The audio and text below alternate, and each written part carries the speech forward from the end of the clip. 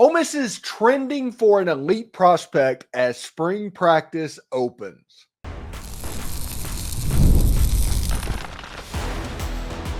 You are Locked On Ole Miss, your daily podcast on the Ole Miss Rebels. Part of the Locked On Podcast Network, your team every day. The Locked On Ole Miss podcast is the most watched Ole Miss podcast out there. We bring you the best Rebels coverage every single day. I'm Steven Willis, a 10-year veteran member of the national media and a former Ole Miss staff member. Shot a little video down there. Here to break it all down. Today, we're talking about Deuce Geralds making his return to Ole Miss, the first real opportunity for him to do so since junior day last month. This recruitment is kind of shaping up a lot like a lot of past Rebel wins, including Suntarine Perkins and Cam Franklin. But as we know, this is recruiting and everything can change. At the Under Armour All-American Bowl, he mentioned several key questions he wanted answered. Now's his chance to put his own eyes on them. Expect this to be a battle between Ole Miss and Ohio State, but right now the Rebels are in a great spot. We're free and available on all the podcast apps and on YouTube. Thank you for making Locked On Ole Miss your first listen every day, and a special shout out to our insiders and everydayers who make this show what it is. This episode is brought to you by Monarch Money. Take control of your finances with Monarch Money. Use code LOCKEDONCollege at monarchmoney.com for 50% off your first year. And don't forget to find a second listen on the network. Chris Gordy at Locked On SEC and Corey Burton at Locked On Vandy. They offer more perspectives on college football, the SEC, and yes, even Ole Miss. So let's get locked in right now and start talking about Deuce Geralds, who is back on campus. You heard me correct. Deuce Geralds is back on campus at Ole Miss. He put in this tweet on, I guess it was Monday night, saying that he was going to be back in tomorrow and he was coming over to see what was going on. And this is a big deal. I've talked about Deuce Geralds pretty much consistently since the Under Armour All-American game when I was there, and I was there with the Florida football scout. And we looked at Deuce and he said, hey, this is the type guy who can win an MVP at an event like this. His twitchiness, his explosiveness.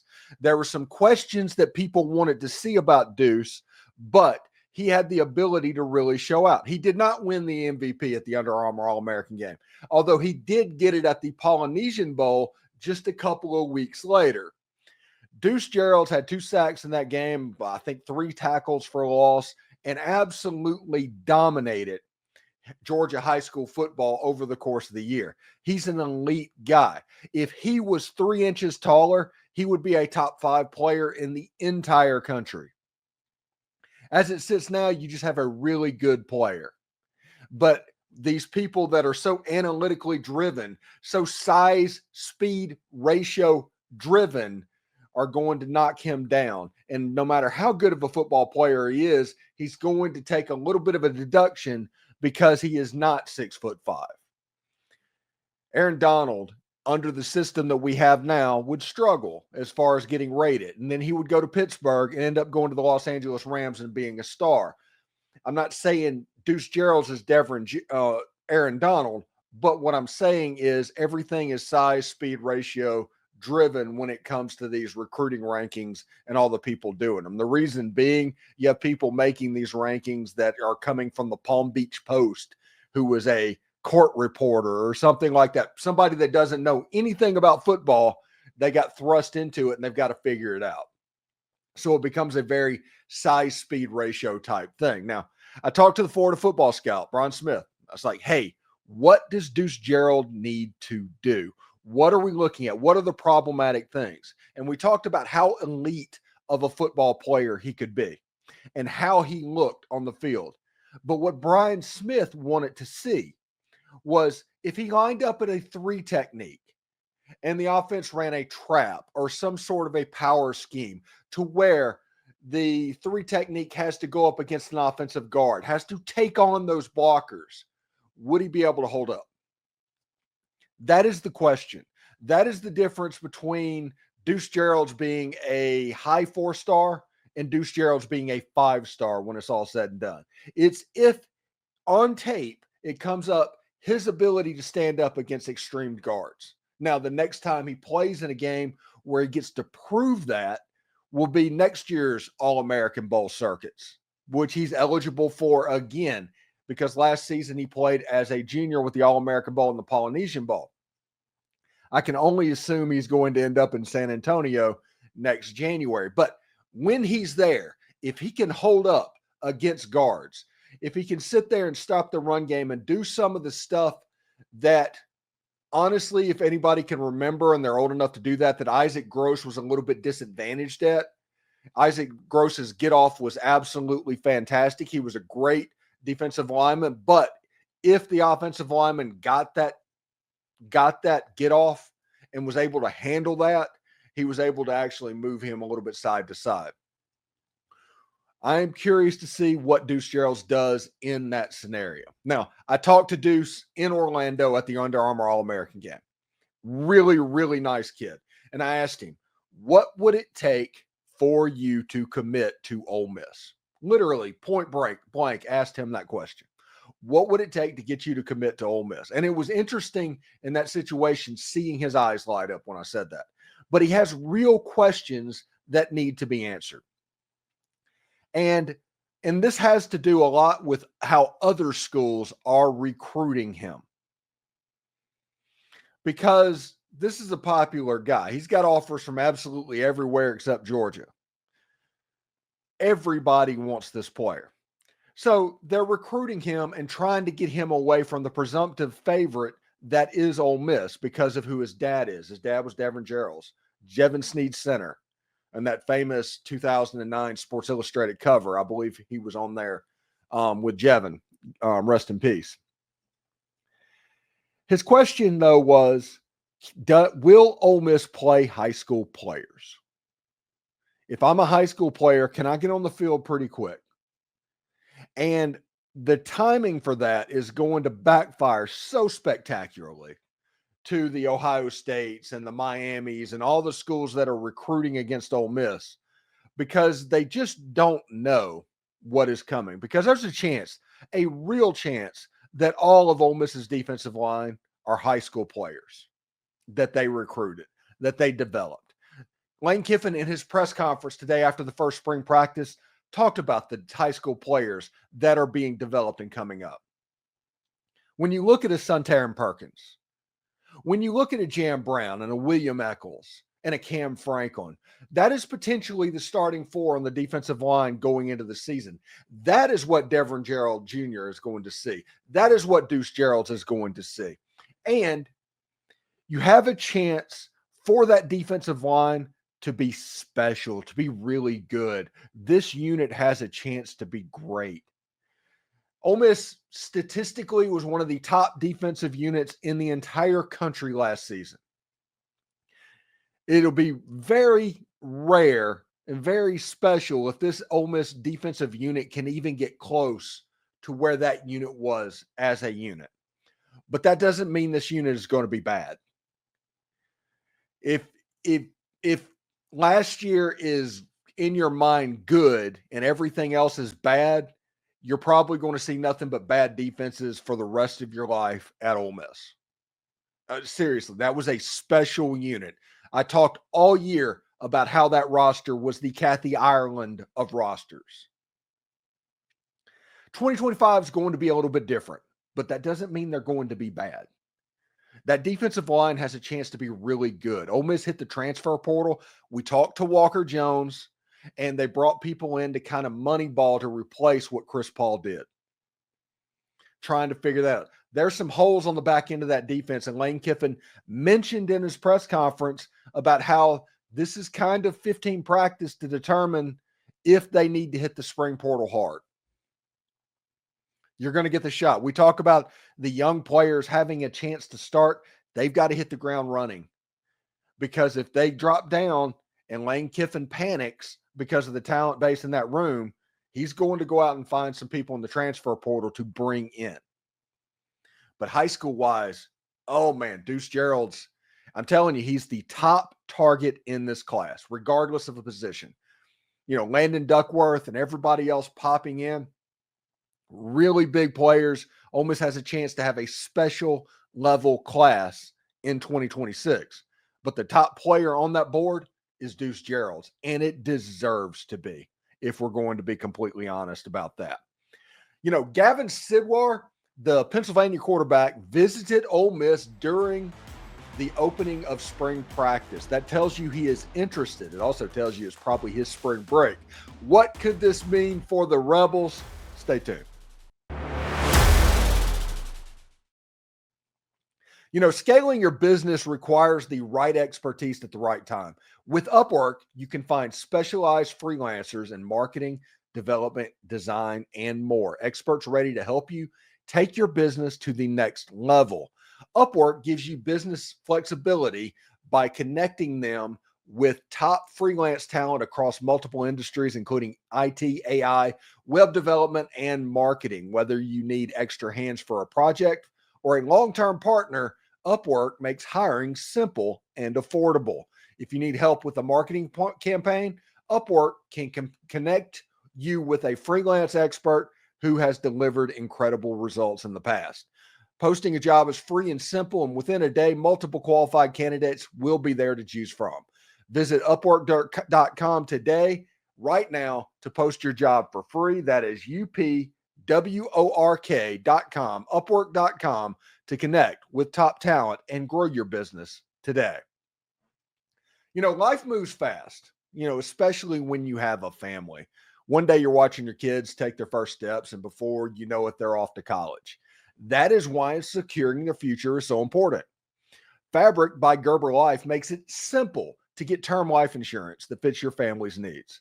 With Fabric, you can apply for term life insurance online right from your couch, and you could be covered in under 10 minutes. And in many cases, no health exam is required. Fabric also offers free digital wills and access to investment accounts to help you plan for your children's future. Join the thousands of parents who trust Fabric to protect their families. Apply today in just minutes at meetfabric.com/lockedoncollege. That's meetfabric.com/lockedoncollege. Policies are issued by Western Southern Life Insurance Company, not available in certain states, and prices are subject to underwriting and health questions. So Gavin Sidwar visited Ole Miss, and this popped up on Twitter for him. He is a Pennsylvania quarterback. He's from Warrington, Pennsylvania. We have his highlights we're going to show you in just a second.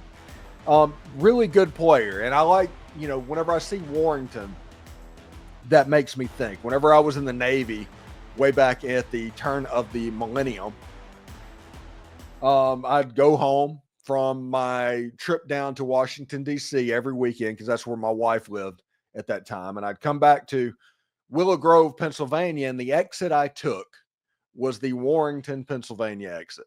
So Warrington, Pennsylvania, I'm very aware of what they are. And Gavin Sidwar is a really good quarterback in Warrington, Pennsylvania. But I am kind of thinking about, my time in Willow Grove, Pennsylvania. Actually, somebody that I worked with at Willow Grove was just recently in Tampa, and I wasn't able to hook up. But yeah, kind of a little nostalgia trip with Gavin Sidwar. The big football power at that time, and you don't hear much from them anymore for whatever reason, was Central Bucks West in Bucks County in Pennsylvania. And it's interesting to see. Maybe it's the proliferation of these private schools and these super quarterback academies and all of that. But CB West is just not a thing necessarily. And I'm kind of off on a tangent right now. Excuse me on that. Gavin Sidwar is a quarterback. He is a passing quarterback, a little bit thin. He's going to need to grow a little bit, but his arm talent is good. His arm talent is excellent. And Lane Kiffin has shown over the course of his time at Ole Miss of the ability to scout and evaluate quarterbacks. When you look at the quarterbacks that they have brought in, that he has had, even then, the quarterbacks that are in the league that did not play in his system, lets you know exactly how he views the quarterback position. Gavin Sidwar gets the stamp of approval from Lane Kiffin. He was recruited by Joe Judge and Charlie Weiss. And obviously he is on spring break if he's down in Oxford, Mississippi. We're at the point of time in March. I think Disney World has their spring break block offs right now. So last week was most of Mississippi. This week is most of everybody else. But those 2 weeks, that's kind of the spring break period. And he was able to come catch a practice and all of that. This is a big deal for setting up the recruitment for Sidwar. If you want a real chance to be in on him, if Landon Duckworth is not going to work out, and we'll talk about that in just a second, you want somebody like Sidwar that has good feelings and that has senior campus if you really need to turn the heat up on it. Landon Duckworth, I have no doubt, is the number one option on the board for Ole Miss at the moment. They're going to go after Ryder Lyons, but remember, Ryder Lyons is more of a 2027 quarterback than a 2026 one because he's taking his mission. So how you do with Ryder Lyons has no effect really on this class. Don't even try to put Ryder Lyons in this class. So I think Landon Duckworth is the guy that has been identified. And I think they're trying to set up backup plans as well, like a hierarchy to get people in there, because you know how recruiting goes. Landon Duckworth can be with you all the way to the end until he isn't. You have to have multiple people on the hot seat at all times. And I think that's what they're doing with Gavin Sidwar. He's a really good quarterback. Fantastic. But if Landon Duckworth decides to come to Ole Miss, I do not think they get Gavin Sidwar. He's a guy that's an either or with that question. I think the second quarterback will be Reese. I think as soon as Ole Miss gives him a committable offer, he's going to commit. If you hear people talk about it, the DMs that I got is like he had just a breathtaking trip to Ole Miss whenever he visited. He's coming back and he's taking an official visit. He's coming back for spring practice. Reese, as soon as he has a committable offer, I expect him to commit. Landon Duckworth is the top of this class in the quarterback position, and Gavin Sidwar is a very good option if Landon Duckworth decides to do something else. And he's being recruited by South Carolina, Florida State, and somebody else. I forgot the last one, but Florida State and South Carolina. Oh, Georgia. How did I forget Georgia? So we'll see how that goes. But Gavin Sidwar coming all the way down to Ole Miss from Warrington, Pennsylvania, that is a very, very big deal. Ole Miss had other prospects on campus as well as they started spring football. This was a shirts and shorts practice. It's a practice that, other than a roll call of who's there, there's not a lot you can do. You did see Lane Kiffin kind of light up in his press conference afterwards when he was talking about the wide receiver and the tight end positions. You get the feeling that he feels really good about these skill positions at Ole Miss right now. And defensively, we already talked about that. The front seven looks like it has a chance to be pretty good. Back five, we'll have to see exactly how it goes. And if the young guys do not pick up the defense fairly quickly, you could see Ole Miss hit the transfer portal to try and find other safeties that could populate that room. The question for this team is probably going to be on the offensive line.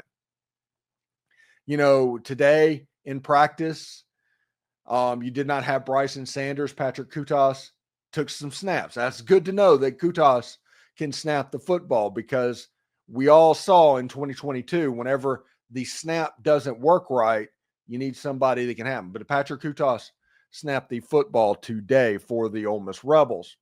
But he's not the only question on the offensive line. And Ole Miss, to their credit, in our final segment, Ole Miss just made a massive hire. Just as spring football is kicked off, they bring in analyst James Cregg. Who is that? And what does that mean for the Ole Miss Rebels? We do break that down next.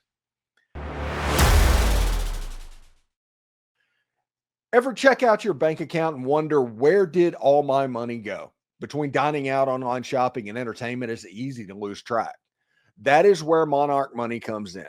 Your personal CFO, giving you a full visibility and control over your finances. Monarch Money isn't just a budgeting app. It's a complete financial command center. You can track all of your accounts, investments, and spending in one place. So you stop just managing your money and you start building wealth.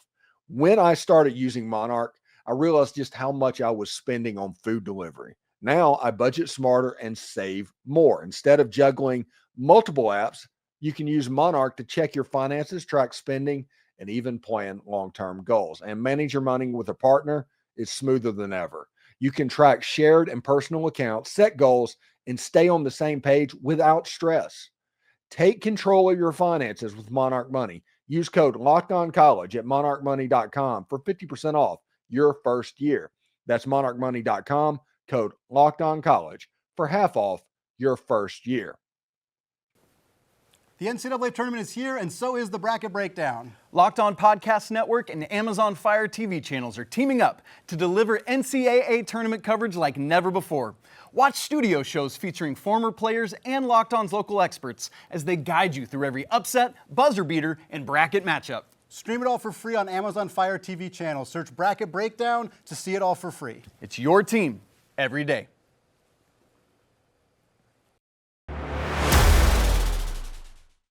So if you ask everybody in the Ole Miss fan base, and probably in the comments down below, if I put the question, what does Ole Miss need to accomplish this spring? It's going to be something about the run game. Guaranteed. 100%. It's going to either be about running backs or offensive line or even both. It's going to be about different type stuff.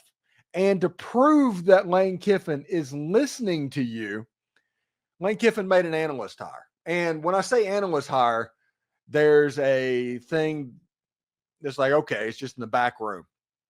Analysts can coach now. I think analysts can hit the road now, if we're being real about it. There's a lot of new rules that are out there, but analysts are major components of a team. Ask Zach Arnett last year with the linebackers or Joe Judge with the quarterbacks. James Cregg, who was the offensive line coach for the Las Vegas Raiders last year. Yes, you heard that correct. He was the offensive line coach for the Las Vegas Raiders last year. He's coached in San Diego. He's coached in San Francisco. This guy is littered with NFL experience on the offensive line over the last 10 or so years. But also, he was the offensive line coach for LSU in 2019. You know, that best football team in the history of football? That team, he was the offensive line coach. He was the coach of the Joe Moore award-winning offensive line at LSU in 2019. His time with Lane Kiffin goes all the way back to 2009 at Tennessee, but James Cregg has made a name for himself coaching the offensive line and is ready to get back in the college rank. You know, the main thing is that LSU run, and that's what everybody's going to remember. And him basically turning Clyde Edwards-Helaire into a really good running back. Nobody could get a hand on Joe Burrow. And because of the weapons they had on the outside, that offense really came alive. That kind of sound familiar? What's going on? That offensive line for LSU was not a top shelf offensive line. It turned out to be a really good offensive line, but it's not one of those like last season's LSU offensive line that had 3 NFL draft picks on it, and including potentially 2 first-rounders. That LSU line was good, but it wasn't elite, and he turned them into the Joe Moore winner in 2019. Now, it helped that you had Joe Burrow. It helped that you had Jamar Chase and Justin Jefferson. Those guys, that helped. Don't get me wrong. But James Cregg was able to make that unit to where they could take advantage of those outside skill player weapons. This is a big deal with Austin Simmons taking the reins at Ole Miss. With the wide receiver room, if you want to watch Lane Kiffin, as much as Lane Kiffin lights up talking about something, look at the way he talks about that wide receiver room and what it could be. When he talks about the tight ends and what they can be. When he calls Kewan Lacey a potentially elite running back, he has to develop, but the ceiling is there that he has a chance to be an elite running back. Whenever Logan Diggs, who by multiple accounts looked healthy today. I mean, it was a shirts and helmet day, but it is what it is. That skill unit is the reason you bring in a James Cregg, who's done this before. In 2018, LSU's offense was okay. It was all right. It was fine. It was pre-Joe Brady, but it was fine. It was good. It was okay. Got a little bit better towards the end of the year, but 2019, it was elite. It was unstoppable. And Joe Brady gets a lot of credit for that. Joe Burrow gets a little bit of credit for that. But James Cregg deserves a lot of credit for that. And if you look since those LSU years, he ended up being an assistant offensive line coach at San Francisco under Kyle Shanahan, who is known for being one of the better run guys in all of the NFL. When you look at his dad with Mike Shanahan and that tree, who basically invented zone run schemes with Terrell Davis and the Denver Broncos back in the late 90s, Kyle Shanahan picked up on all of that. Kyle Shanahan is a big proponent of the duo formations and doing stuff along with zone blocking, and the way they block stuff is a little bit different. James Cregg has been in that system, understands what's going on with that. Going to the Las Vegas Raiders, understands all that. He's going to end up, after the coach got fired for the Raiders, they changed staffs. James Cregg ended up looking for a job, and he ends up at Ole Miss, who is just collecting NFL coaches that are standing on the sideline coaching these Ole Miss players. We joke pro mindset all the time. We say pro mindset, but it's turning into really pro mindset now, with Joe Judge, a former NFL head coach, with James Cregg, a former NFL offensive line coach, Chris Kiffin, a former defensive line coach. There is a lot that Ole Miss as a team is giving to the development of players in Oxford. And then you get to play also with the on-field coaches like Randall Joyner. But Cregg will be a big help for John Garrison. Like I said earlier, I'm not going to put all of what happened last season on John Garrison. I'm not. There's going to be people in the comments that absolutely will, and that's fine. They can do whatever they want to do, but I'm not there. That's not where I am on this. But James Cregg is absolutely going to have a chance to next level this offensive line going into 2025. He's a big-time coach. This is a massive, major hire, and it proved that Lane Kiffin was serious about running the football in the future. And if you want another conspiracy theory bullet about Ole Miss changing their offense up, bringing in another pro-style guy to go with a Joe Judge and all of that could signal a shift in the Ole Miss offense. Like I said, I think tempo is already going to be a thing. That's never going to change.